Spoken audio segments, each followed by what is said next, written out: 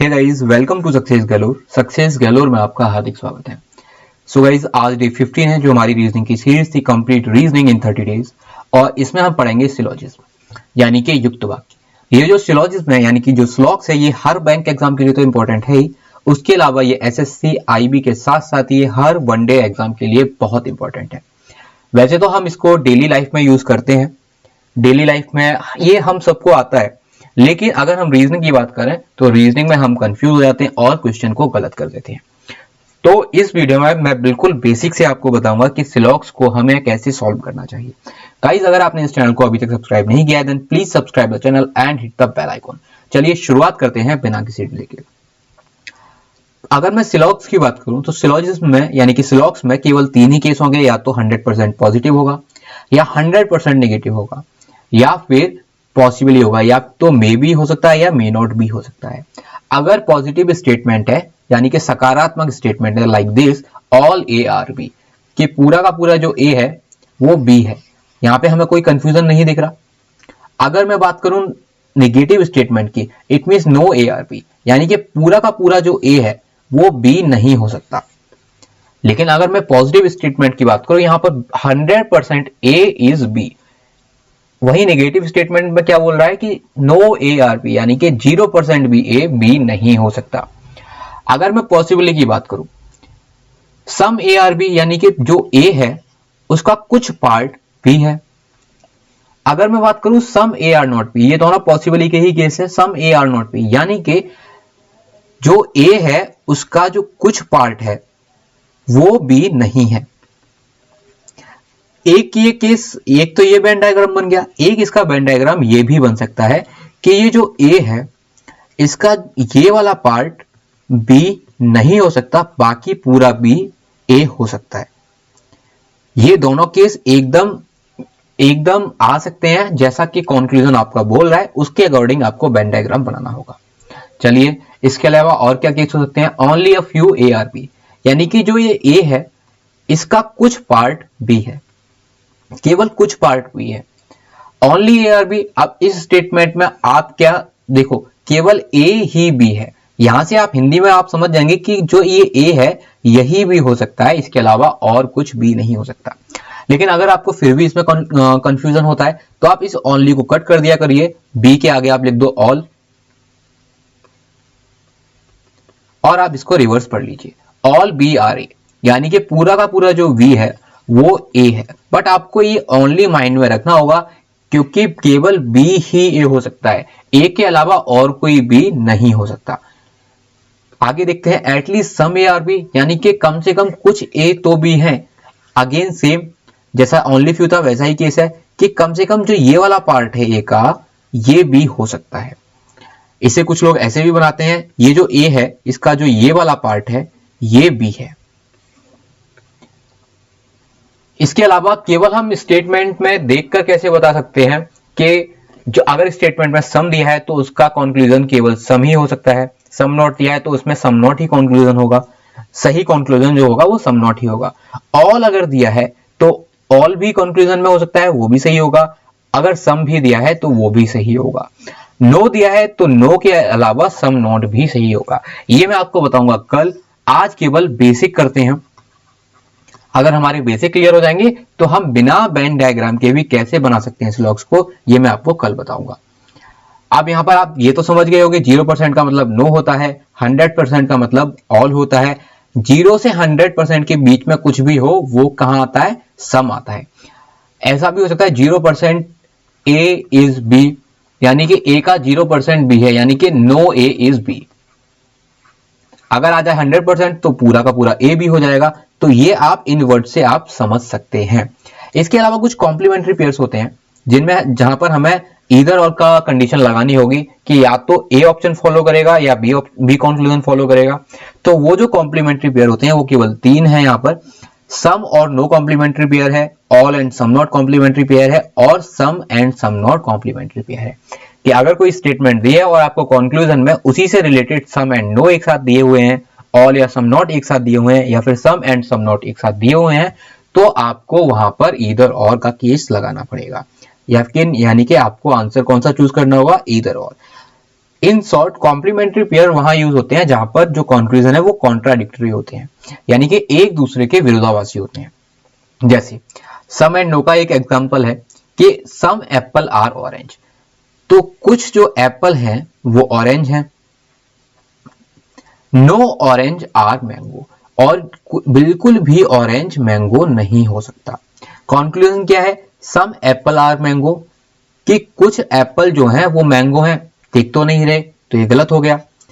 No Apple are mango, क्या कोई भी सेब आम नहीं है? ये पॉसिबल हो सकता है, लेकिन अगर आप दोनों कंक्लूजन को आप देखेंगे तो ये क्या एक दूसरे के विरोधाभासी नहीं है? या तो कुछ एप्पल मैंगो होंगे या बिल्कुल भी एप्पल मैंगो नहीं होंगे, ये दोनों तो एक दूसरे के कॉन्ट्राडिक्टरी हैं। तो या तो कंक्लूजन 1 फॉलो करेगा या कंक्लूजन 2 फॉलो करेगा। तो यहां पर ये आंसर आप चेक कर सकते हैं। सेम है यहां पर all and some not. All apple are mango, पूरे के पूरे जो एप्पल है वो क्या है? मैंगो है। सम मैंगो आर ऑरेंज, और कुछ मैंगो ऑरेंज भी हैं। ऑल एप्पल आर ऑरेंज, क्या पूरे के पूरे एप्पल ऑरेंज हैं? नहीं दिख रहे, लेकिन हो सकते हैं केस, बिल्कुल हो सकते हैं। देखिए यहां पर कि अगर मैंगो मैंने यहां ले लिया, एप्पल मैंने यहां लिया, और एप्पल का जो मतलब मैंगो का जो ये वाला पार्ट है जिसमें एप्पल भी है वो ऑरेंज है, तो ये वाला कंक्लूजन फॉलो कर जाएगा। सम एप्पल आर नॉट ऑरेंज, क्या कुछ एप्पल ऑरेंज नहीं हो सकते? अब अगर आप इन दोनों कंक्लूजन को देखेंगे तो ये दोनों कंक्लूजन अगेन कॉन्ट्राडिक्टरी हैं। तो फिर से यहां पर क्या होगा? या तो कंक्लूजन फर्स्ट फॉलो करेगा या कंक्लूजन सेकंड फॉलो करेगा। अब यहां पर देख लेते हैं तीसरे कॉम्प्लीमेंट्री पेयर को, सम एंड सम नॉट। अगर मैं सम एंड सम नॉट की बात करूं, कहां गया? ऑल एप्पल आर मैंगो, पूरे के पूरे जो एप्पल हैं वो क्या है? मैंगो हैं। सम मैंगो आर ऑरेंज, और कुछ जो मैंगो हैं वो ऑरेंज है। यहाँ पर कंक्लूजन क्या दिया हुआ है? सम एप्पल आर ऑरेंज, कुछ एप्पल ऑरेंज हैं, नहीं दिख रहे लेकिन हो सकते हैं। अगर मैंने ऑरेंज को बड़ा बना दिया तो रहेगा तो मैंगो का सम पार्ट ही। Some apple are not orange, again दोनों कंक्लूजन क्या हो गए? कॉन्ट्राडिक्टरी हो गए। तो यहां पर क्या लगेगा आपका? फिर से ईदर और का केस लगेगा, यानी कि या तो कंक्लूजन फर्स्ट फॉलो करेगा या कंक्लूजन सेकंड फॉलो करेगा। अब देख लेते हैं पॉसिबिलिटी का केस कहां होता है। तो अगर पॉसिबिलिटी के केस की बात करूं तो जो कंक्लूजन 100% श्योर है तो उसकी पॉसिबिलिटी नहीं हो सकती, लेकिन अगर कोई कंक्लूजन 100% श्योर नहीं है तो उसकी पॉसिबिलिटी हो सकती है। फिर से बता रहा हूं, अगर कोई कंक्लूजन 100% श्योर है तो उसकी पॉसिबिलिटी नहीं हो सकती। अगर कोई कंक्लूजन 100% श्योर नहीं है तो उसकी पॉसिबिलिटी तभी होगी जब वो 100% श्योर नहीं है।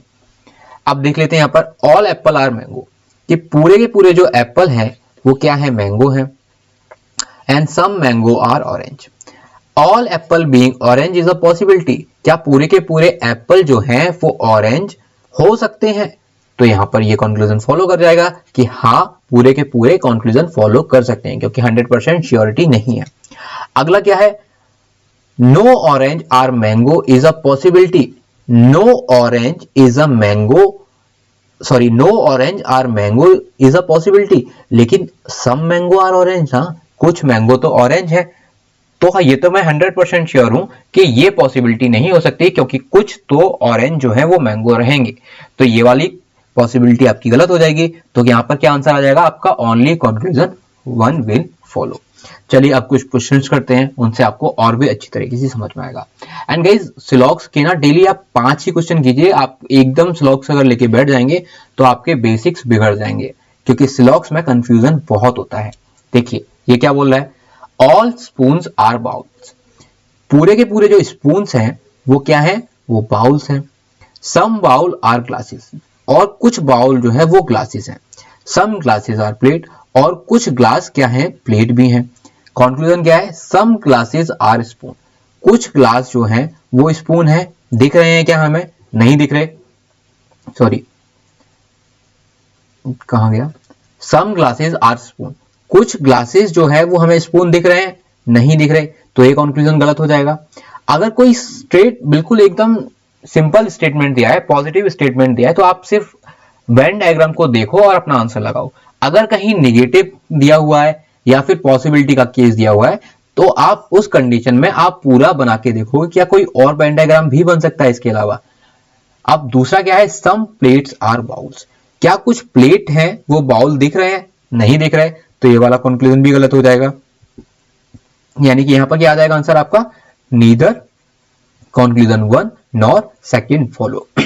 अगला क्या है, सम नोटबुक आर बुक्स, कुछ नोटबुक जो है वो क्या है, वो बुक्स हैं, ऑल बुक्स आर पेपर, और जो पूरी की पूरी बुक है वो क्या है, paper. Some notebooks are paper, कुछ नोटबुक्स पेपर हैं, बिल्कुल दिख रही हैं, कंक्लूजन सही हो गया। नो पेपर इज नोटबुक, अब यहां पर क्या हुआ, निगेटिव स्टेटमेंट है, नो पेपर इज नोटबुक, यानी कि कोई भी जो पेपर है वो नोटबुक नहीं हो सकती। लेकिन जैसा कि मैंने आपको बताया था कि कॉम्प्लीमेंट्री पेयर में सम एंड नो, और दोनों स्टेटमेंट आप यहां पर देख सकते हैं, ऊपर दिया हुआ है सम नोटबुक आर पेपर और नीचे दिया हुआ है नो पेपर इज नोटबुक, यानी कि या तो ये कंक्लूजन फॉलो करेगा या ये कंक्लूजन फॉलो करेगा, क्योंकि दोनों एक दूसरे के कॉन्ट्राडिक्टरी हैं, क्योंकि दोनों कंक्लूजन में विरोधाभास आ रहा है। तो क्या हो जाएगा यहां पर आंसर, या तो कंक्लूजन फर्स्ट फॉलो करेगा या कंक्लूजन सेकंड फॉलो करेगा। चलिए आंसर देख लेते हैं, नीदर एंड ईदर। अब एक ब्लड रिलेशन का क्वेश्चन करते हैं, उसके बाद फिर से हम स्लॉग्स के क्वेश्चन करेंगे। तो ब्लड रिलेशन में क्या बोल रहा है ये question, J is sister of T, J जो है वो सिस्टर है किसकी, टी की। T is married to D, और टी की शादी किसके साथ हुई है, डी के साथ। D is father of R, अगर डी फादर है किसके, आर के, इट मींस टी मदर होंगी आर की, और टी डी की वाइफ होंगी यानी कि पत्नी होंगी। M is the son of H, M जो है वो सन है किसके, एच के। T is mother in law of H, जो टी है वो मदर इन लॉ है किसकी, एच की। अगर टी मदर इन लॉ यानी कि सास है तो इट मींस आर की शादी हुई होगी, लेकिन ये भी तो हो सकता है कि डी की कोई और भी संतान हो, उसकी उसकी शादी एम के साथ हुई, एच के साथ हुई हो।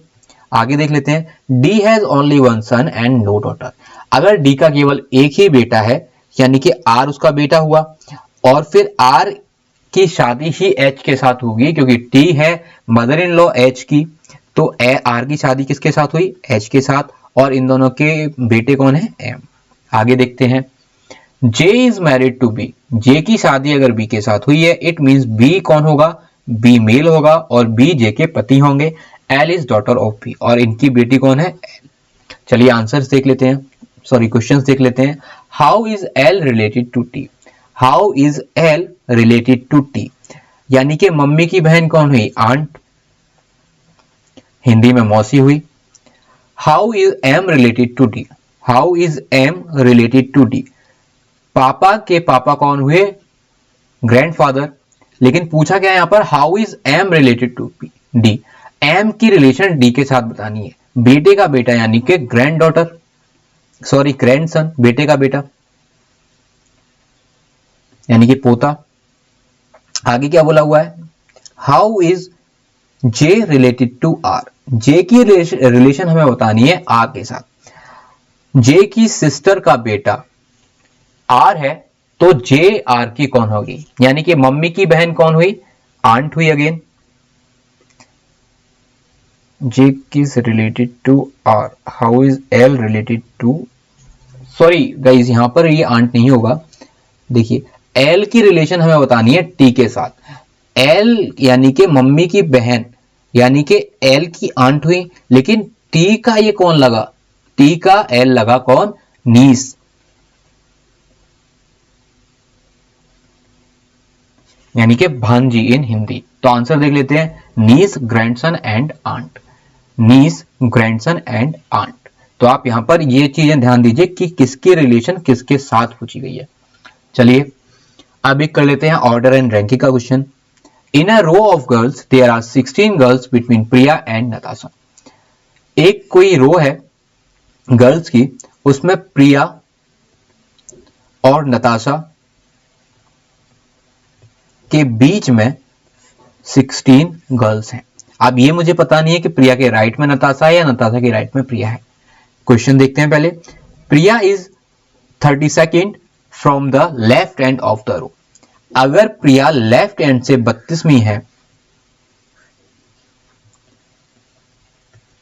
प्रिया, इट मींस प्रिया के लेफ्ट में 31 लोग और होंगे, आगे देखते हैं, if Priya is nearer than Natasha to the right end of the row, अगर प्रिया राइट एंड के पास में है नताशा के मुकाबले, मतलब नताशा लेफ्ट एंड पे होगी, एक तरीके से लेफ्ट एंड के नियरर होगी, then how far away is Natasha from left end of the row.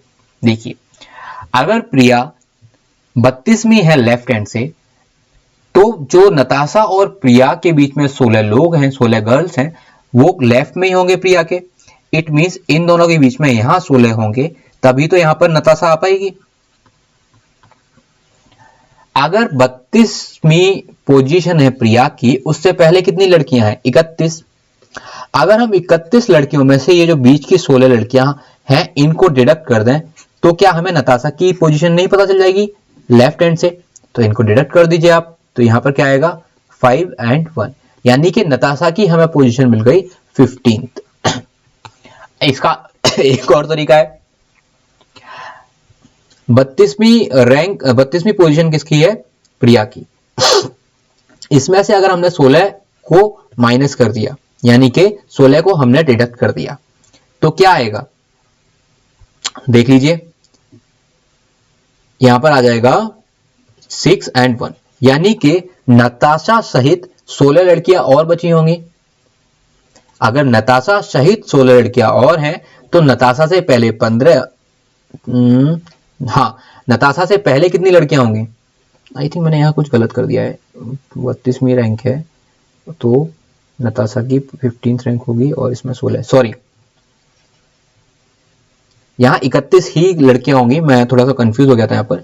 अगर 32 लड़कियां हैं, देखिए यहां पर 32 लड़कियां हैं अगर पूरी रो में, और नताशा और प्रिया के बीच में 16 लड़कियां हैं, तो 16 लड़कियां ही हो गई, और एक नताशा भी तो हुई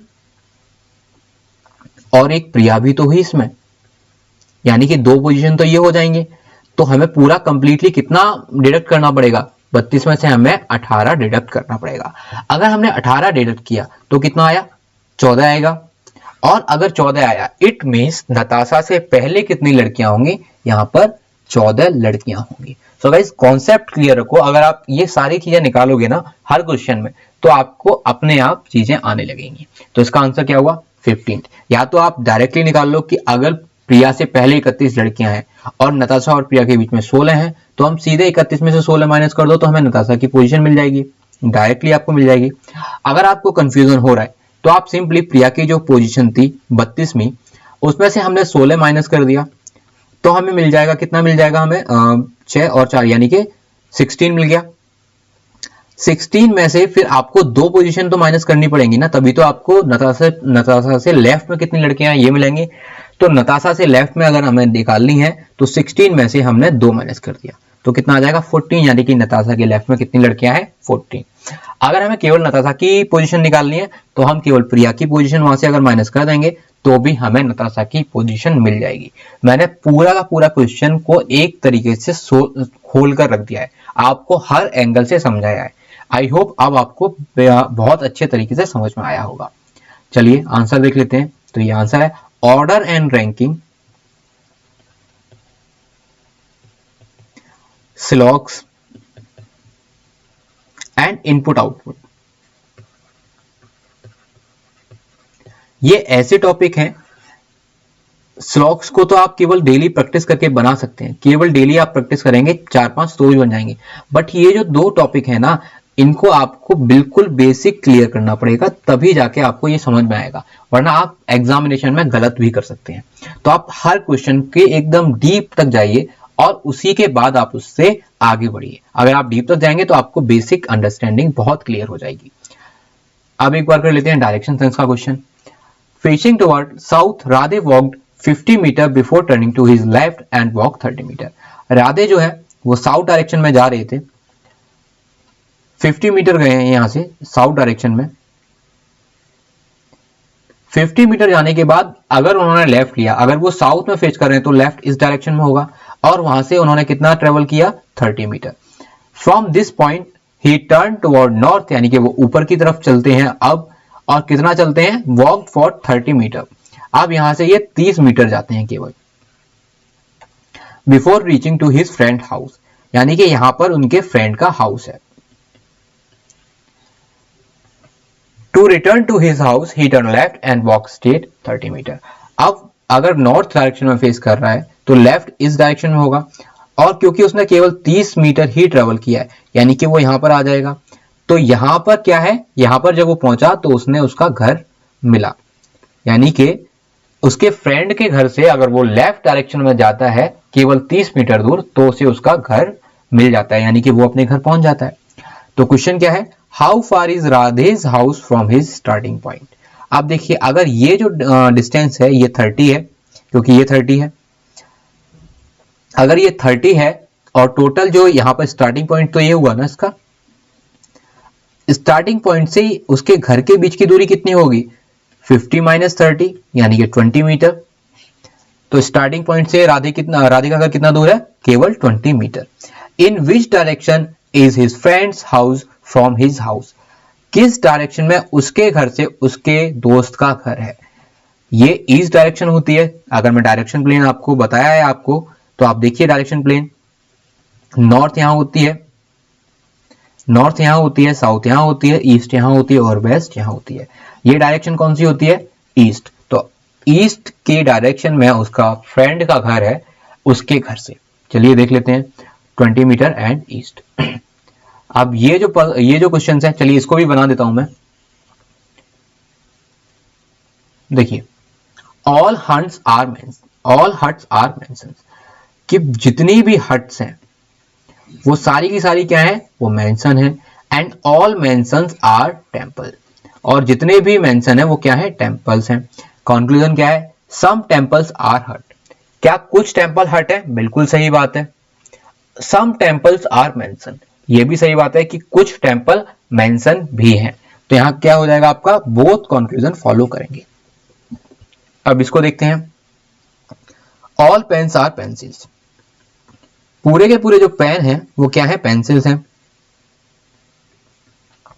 नो पेंसिल इज कैप, अब यहां पर आप ध्यान दीजिए, नो पेंसिल इज कैप, यानी कि जो पेन है वो भी कैप नहीं होगा। आप यहां पर ये समझ सकते हैं कि जो पेंसिल है वो पापा है और पेन है उनके बेटे। अगर पापा की लड़ाई किसी से हो गई है तो बेटा भी तो नहीं जाएगा उसके घर, तो यहां पर पेन भी कैप नहीं हो सकता।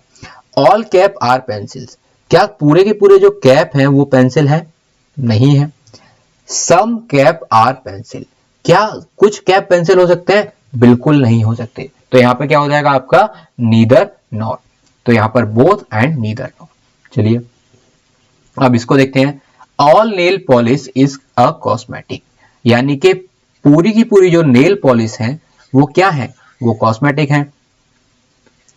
No cosmetic is powder, again आप ध्यान रखिए, अगर पूरा का पूरा कॉस्मेटिक है वो पाउडर नहीं हो सकता तो नेल पॉलिश भी पाउडर नहीं हो सकता। सम पाउडर्स आर मेडिसिन, कुछ जो पाउडर है वो मेडिसिन है।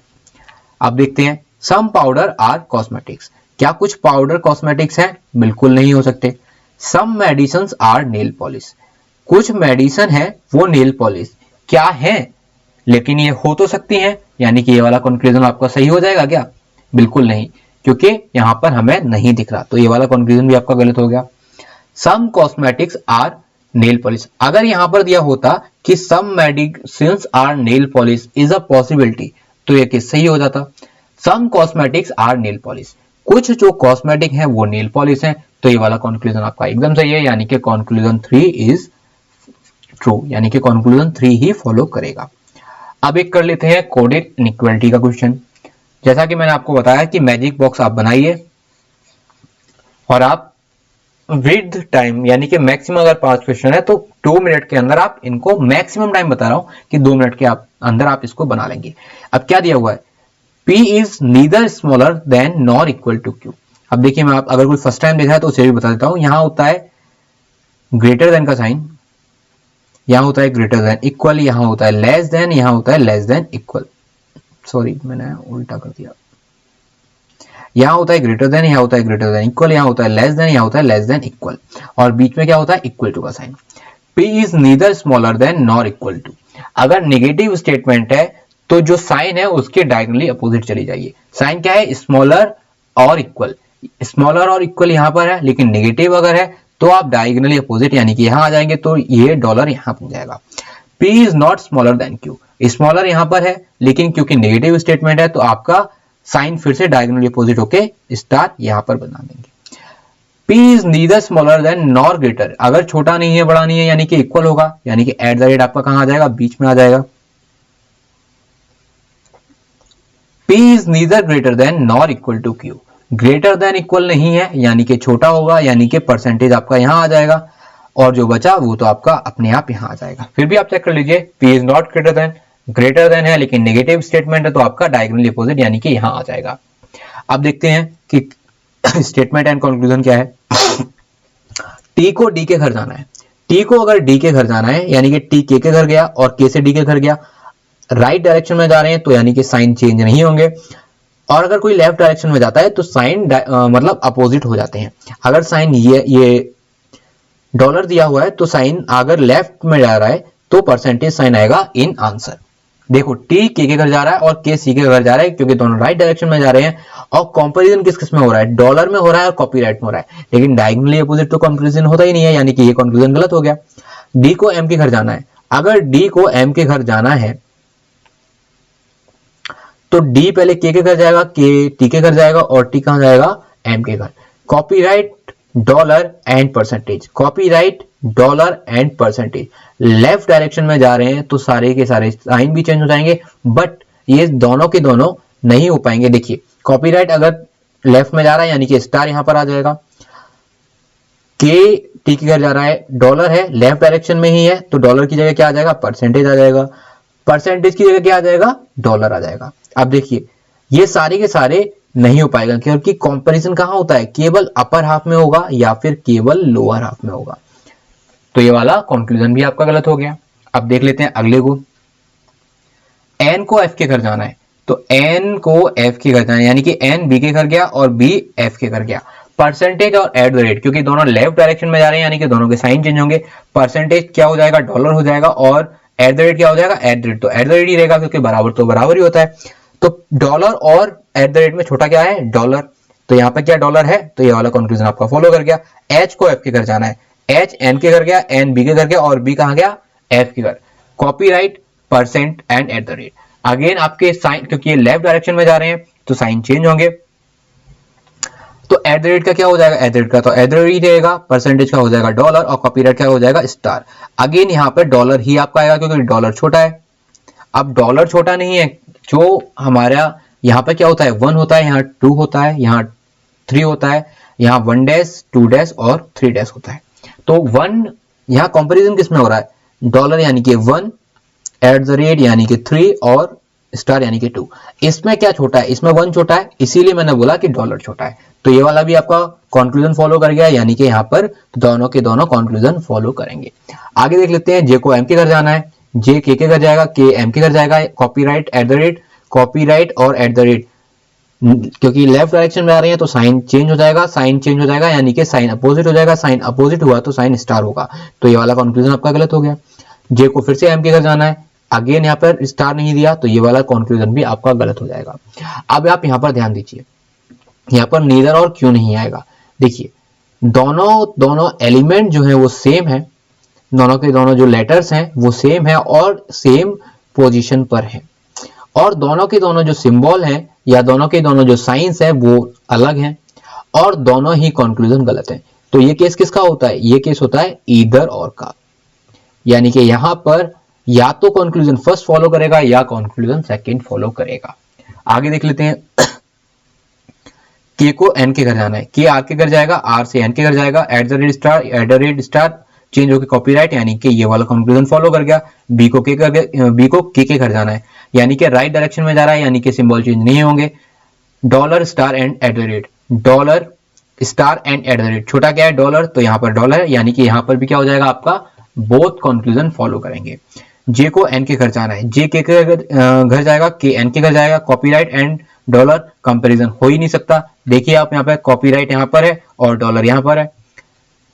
डी को के घर जाना है, अगर डी को के घर जाना है इट मींस डी को एन के घर जाना होगा और एन को के घर जाना होगा, यानी कि स्टार और डॉलर में क्या कंपैरिजन हो सकता है, स्टार और डॉलर, क्योंकि ये लेफ्ट साइड में जा रहे हैं यानी कि कॉपीराइट एंड परसेंटेज में कंपैरिजन होगा, और कॉपीराइट एंड परसेंटेज में अगर कंपैरिजन करेंगे यानी कि 2 डेज एंड 1 डेज में कंपैरिजन करेंगे तो आंसर क्या आएगा, परसेंटेज, जो कि आपका आंसर है। यानी कि यहाँ पे क्या हो जाएगा, कंक्लूजन सेकंड फॉलो करेगा। चलिए आंसर चेक कर लेते हैं। Neither both either both second, neither both either both and second. चलिए अब एक कर लेते हैं अल्फा न्यूमेरिक सिंबल सीरीज का क्वेश्चन, जो कि आता है तो 5 मार्क का आता है आपके एग्जामिनेशन में।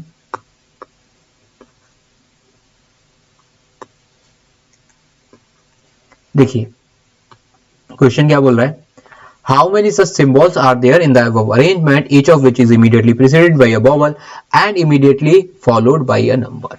यानी कि ऐसे कितने सिंबल, यानी कि ऐसे कितने प्रतीक हैं जिनसे जस्ट पहले वॉवल है और उनके जस्ट बाद क्या है, नंबर।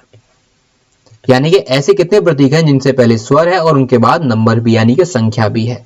तो ऐसी कंडीशन में हमें हमेशा सिंबल के साथ स्टार्ट करना चाहिए, क्योंकि सिंबल हमें हमेशा जल्दी दिख जाते हैं। अगर मैं इस स्टेट में इस सीरीज की बात करूं, इस अरेंजमेंट की बात करूं, तो यहाँ पर एक ये सिंबल है, एक ये सिंबल है, एक ये है, यहाँ पर है और ये है और ये है, केवल यही सिंबल है। अगर हम बॉबल देखेंगे तो बॉबल भी केवल 5 होते हैं, ए ई आई ओ यू, लेकिन हमें देखने में बहुत टाइम लगेगा क्योंकि बॉबल के साथ यहाँ पे मतलब कॉन्सोनेंट भी दिए हुए हैं। तो हमें सिंबल से स्टार्ट करना चाहिए जिनसे पहले बॉबल हो और बाद में नंबर हो। देखिए सिंबल यहाँ पर है, पहले बॉबल है और बाद में नंबर है, तो पहला तो हमें ये मिल गया ऐसा पेयर। सिंबल है उससे पहले बॉबल तो है बट बाद में नंबर नहीं है, यानी कि ये नहीं होगा। सिंबल से पहले बॉबल नहीं है, हटा दो इसे। सिंबल से पहले बॉबल नहीं है क्योंकि कॉन्सोनेंट है, तो ये भी नहीं होगा। सिंबल से पहले नंबर है, ये भी नहीं होगा। सिंबल से पहले नंबर है, ये भी नहीं होगा। तो ऐसा केवल एक ही पेयर है, तो ये आपका आंसर है। आगे देखते हैं, What will come at the place of question mark in the following series based on above arrangement? आप यहां ध्यान दीजिए, आप ए कहां पर है, आप पहले ये देखिए, ए यहां पर सीरीज में दिया हुआ है, ए से जस्ट पहले हैज है और हैज से एक छोड़कर क्या है, डी, बैक साइड में रिवर्स में ही। तो यानी कि ए हैज डी, यानी कि ए से जस्ट पहले और हैज से एक छोड़ के डी है। उसके बाद डॉलर कहां पर है, 1 2 3 4, यानी कि 4 को छोड़कर डॉलर से अगला दिया हुआ है। डॉलर से अगला अगर दिया हुआ है, मतलब डॉलर से अगला स्टार्ट हुआ है, तो उसे देखते हैं। डॉलर से जस्ट पहले के और के को एक छोड़ के 1 आना चाहिए। अब यहां पर क्या होना चाहिए, फिर से डॉलर के बाद 4 छोड़ना चाहिए, यानी कि ये चारों छूटेंगे। तो यहां पर क्या आएगा, मैं फिर से चेंज करता हूं। देखिए 3 आया, 3 से जस्ट पहले एफ है और एफ को एक छोड़ के क्या आना चाहिए, ई। तो इसके बाद क्या होगा, ई जो 3 है उसके बाद भी 4 छोड़ेंगे, यानी कि ये चारों अगर हम छोड़ देंगे तो जो होगा वो एट द रेट से स्टार्ट होगा। तो आंसर चेक कर लीजिए, आंसर में एक ही ऑप्शन है, यानी कि ऑप्शन 1 ही सही आना चाहिए। देख लेते हैं, देखिए एट द रेट है, एट द रेट के जस्ट बाद आना चाहिए, यानी कि एट द रेट के जस्ट बाद आई आना चाहिए, आई आ रहा है ना यहाँ पर, और आई को एक छोड़कर 2 है। तो जो पेयर आएगा वो क्या आएगा, at the rate I and 2, और वो आ भी रहा है। तो इसी तरीके से इस तरीके के क्वेश्चन करने होते हैं। ये हार्डली 10 to 15 सेकंड का क्वेश्चन होता है। ये मैक्सिमम टाइम बता रहा हूं मैं आपको, 10 से 15 सेकंड का क्वेश्चन है, लेकिन ये होगा तभी जब आप अपने कॉन्सेप्ट क्लियर रखेंगे और डेली प्रैक्टिस करेंगे। चलिए इसको देख लेते हैं एक बार। How many such numbers are there in the above arrangement, each of which is immediately followed by a symbol but not immediately preceded by a consonant?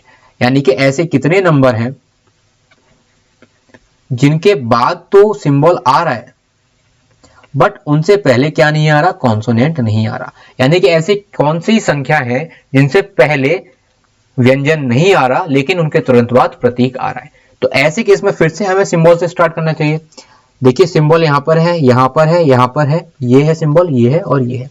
अब देखिए सिंबल से पहले नंबर, उससे पहले कॉन्सोनेंट नहीं होना चाहिए। सिंबल से पहले नंबर है, नहीं, हटा दो। सिंबल से पहले नंबर है, नहीं है, हटा दो। सिंबल से पहले नंबर है लेकिन उसके बाद कॉन्सोनेंट है, तो ये भी नहीं होगा। सिंबल से पहले नंबर नहीं है, हटा दो। सिंबल से पहले नंबर है और उसके बाद कॉन्सोनेंट है, तो ये भी हटा दो। सॉरी गाइस, सिंबल के बाद भी कॉन्सोनेंट होना चाहिए, मैंने क्वेश्चन गलत पढ़ लिया। देखिए यहाँ पर, how many such numbers are there in the above arrangement, each of which is immediately followed by a symbol. यानी कि उनके बाद तो जस्ट सिंबल आना चाहिए और उनसे पहले क्या आना चाहिए, कॉन्सोनेंट आना चाहिए। स्टार्ट हम सिंबल से ही करेंगे बट सिंबल से पहले क्या आना चाहिए, नंबर, और नंबर से पहले कॉन्सोनेंट। देखिए यहाँ पर ये कौन सा सिंबल है, उससे पहले नंबर है क्या, नहीं, हटा दो। सिंबल से पहले नंबर नहीं है, हटा दो। सिंबल से पहले नंबर है, उससे पहले कॉन्सोनेंट है, यानी कि एक पेयर आपको ये मिल गया। सिंबल से पहले नंबर नहीं है, हटा दो। सिंबल से पहले नंबर है और उसके बाद कॉन्सोनेंट है, तो एक पेयर ये मिल गया आपको। सिंबल से पहले नंबर और नंबर से पहले कॉन्सोनेंट, यानी कि एक पेयर ये मिल गया। तो कितने पेयर हैं ऐसे, 3 पेयर हैं ऐसे जिनमें सिंबल से पहले नंबर है और नंबर से पहले क्या है, कॉन्सोनेंट। तो ये आपका आंसर है। अभी आपका एक चाइनीज कोडिंग डिकोडिंग का क्वेश्चन है जो कि आपके लिए होमवर्क है। एक ये क्वेश्चन और ये सिलॉक्स के क्वेश्चन 2 हैं, ये आपके लिए होमवर्क है। So guys, this is the end of this video. अगर आपको ये वीडियो अच्छी लगी हो, इन्फॉर्मेटिव लगी हो, then please like the video and share the video. And guys, अगर आपने इस चैनल को सब्सक्राइब नहीं किया है, then please subscribe the channel and hit the bell icon. चलिए मिलते हैं अपनी अगली वीडियो में, तब तक के लिए take care, bye bye, God bless you all.